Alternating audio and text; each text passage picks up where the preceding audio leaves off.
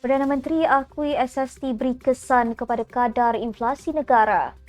MP Bukit Gantang persoal di mana keberadaan 140,000 metrik tan beras tempatan. Ilham Center dakwa padu boleh bertukar jadi ancaman buat kerajaan. Penceramah timbulkan kekeliruan masyarakat akan dipanggil untuk peringatan. Pengasas KK Mart mengaku tidak bersalah, lukakan perasaan agama lain. KK Mart saman pembekal stokin 38 juta ringgit.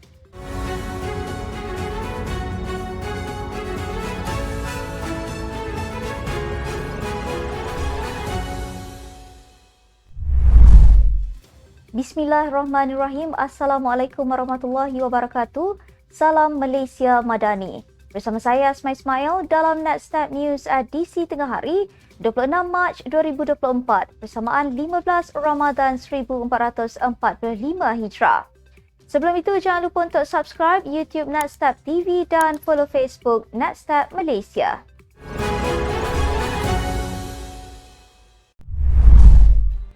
Perdana Menteri Datuk Seri Anwar Ibrahim mengakui kadar baharu cukai jualan dan perkhidmatan SST yang berkuat kuasa sejak 1 Mac lalu memberi kesan kepada kadar inflasi negara. Keadaan itu bagaimanapun tidak memberi impak ketara apabila kadar inflasi dianggarkan meningkat 0.2 mata peratusan berdasarkan kajian dilaksanakan Jabatan Statistik DOSM. Bagaimanapun katanya, perubahan kadar cukai itu lebih tertumpu kepada aktiviti berkaitan perkhidmatan, kemahuan dan aktiviti antara perniagaan yang kurang membabitkan rakyat secara langsung.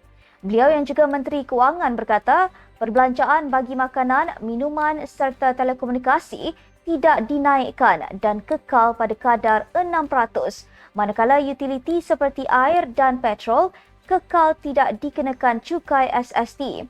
Perdana Menteri berkata demikian bagi menjawab soalan Datuk Muhammad Shahar Abdullah bertanyakan kesan terhadap kos sara hidup rakyat dan kos pengeluaran industri akibat kenaikan cukai SST dari 6% kepada 8%. Muhammad Shahar juga meminta Perdana Menteri menyatakan jangkaan jumlah tambahan kutipan hasil negara daripada pelaksanaan semua langkah cukai baharu bagi tahun 2024.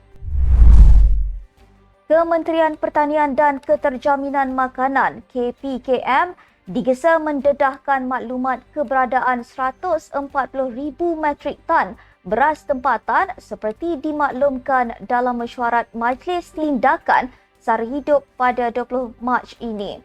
Ia selepas Ahli Parlimen Bukit Gantang Syed Abu Hussein Hafiz Syed Abdul Fasal yang juga pengerusi pasukan petugas kluster makanan berkata bahawa keberadaan beras tempatan lebih rendah. Katanya, dalam mesyuarat yang dipengerusikan Datuk Seri Anwar, bahagian penguatkuasaan KPKM telah mengumumkan bahawa ada 140,000 metrik tan beras putih tempatan tersedia untuk dijual pada harga RM26. Jadi, beliau meminta kementerian supaya menyenaraikan semua kilang yang mengedarkan beras tempatan kerana ia penting untuk memastikan keberadaan beras tempatan di pasaran. Sebelum ini, Datuk Seri Anwar berkata, laporan mengenai beras putih tempatan yang diberikan kepadanya dalam mesyuarat itu tidak selari dengan tawaran makanan asasi itu yang tiada di pasaran. Ilham Center memaklumkan kegagalan mengawal naratif pengurusan pangkalan data utama padu dan subsidi bersasar akan memberi pembangkang peluru yang ampuh untuk dihalakan kepada kerajaan. Pengarah Eksekutif Ilham Center Hisamuddin Bakar berkata, ketika ini padu memang dilihat gagal menarik minat ramai orang kerana penyebaran serta penerangannya yang kurang jelas daripada kerajaan. Menurut laporan sebuah portal, beliau berkata, masih ramai mempertikaikan untuk apa padu diperkenalkan sedangkan pihak kerajaan mempunyai data yang lengkap. Ketika tarikh akhir untuk mendaftar padu semakin hampir, dikatakan masih ramai orang yang belum berbuat sedemikian setakat ini. Selain proses yang dianggap sesetengah pihak sebagai sukar, ia juga diganggu oleh sikap skeptikal rakyat yang bimbang banyak butiran peribadi mereka terdedah kepada pihak yang tidak berkenaan. Bagaimanapun, Kementerian Ekonomi sudah memberi jaminan bahawa semua data berkenaan adalah terjamin selamat. Menteri di Jabatan Perdana Menteri Hal Ehwal Agama, Datuk Muhammad Naim Mokhtar memberitahu kerajaan memandang serius terhadap beberapa agamawan dilihat sering mempertikaikan kewibawaan ulama muktabar yang boleh mencetuskan polemik dan menimbulkan perpecahan dalam kalangan masyarakat. Katanya, meskipun Islam mengiktiraf kebebasan bersuara dan mengemukakan pandangan, tetapi ia bukannya secara mutlak.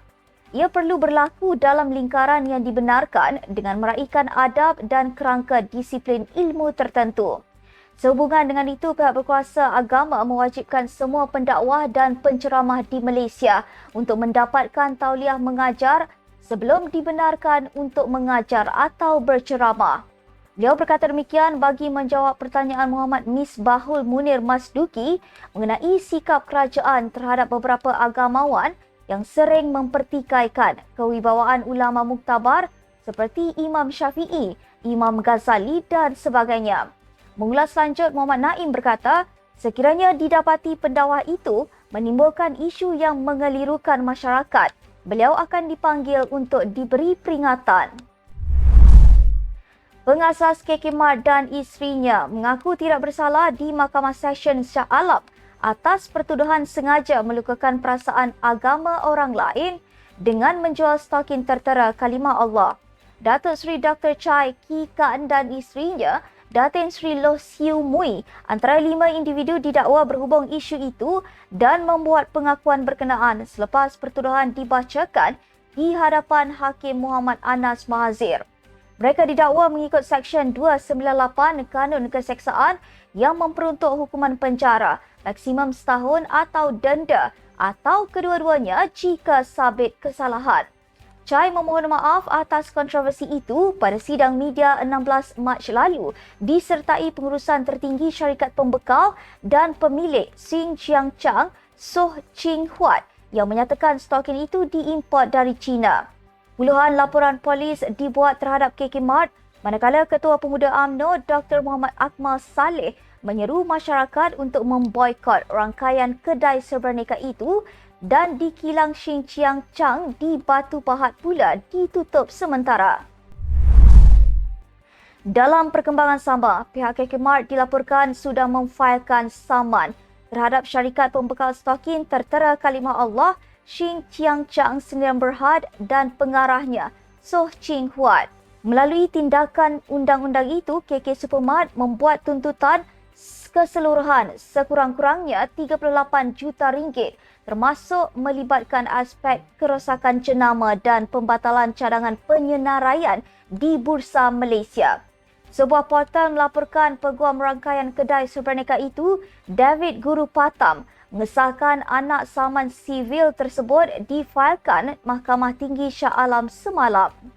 Dalam tuntutannya, KK Supermart memohon pengisytiharan mahkamah bahawa pembekal terbabit telah mengganggu perniagaan mereka secara tidak sah. Mereka juga mahu mendapatkan perintah agar Xinjiang Chang dan Soh menanggung kerugian tersebut selain menyerahkan kepada masyarakat menilai kerugian daripada purata pendapatan perniagaan sebanyak 1.5 juta ringgit seminggu. Antara tuntutan lain termasuk 10.5 juta ringgit untuk kerosakan pada nama jenama dan nama baik syarikat kedai serba nikah itu di pasaran dan 20.3 juta ringgit disebabkan pembatalan cadangan penyenaraian di bursa saham. Syarikat itu juga mendakwa Xinjiang Chang telah meletakkan stokin sedemikian tanpa pengetahuan kedai mereka di cawangan bandar Sunway. Sekian untuk edisi 3 hari ini. Ikuti perkembangan semasa isu-isu panas politik Malaysia setiap hari hanya di Netstab News. Jangan lupa untuk follow Facebook Netstab Malaysia dan subscribe YouTube Netstab TV. Netstab Malaysia menjangkau informasi, mengorak inspirasi. Saya Asma Ismail. Assalamualaikum dan salam sejahtera.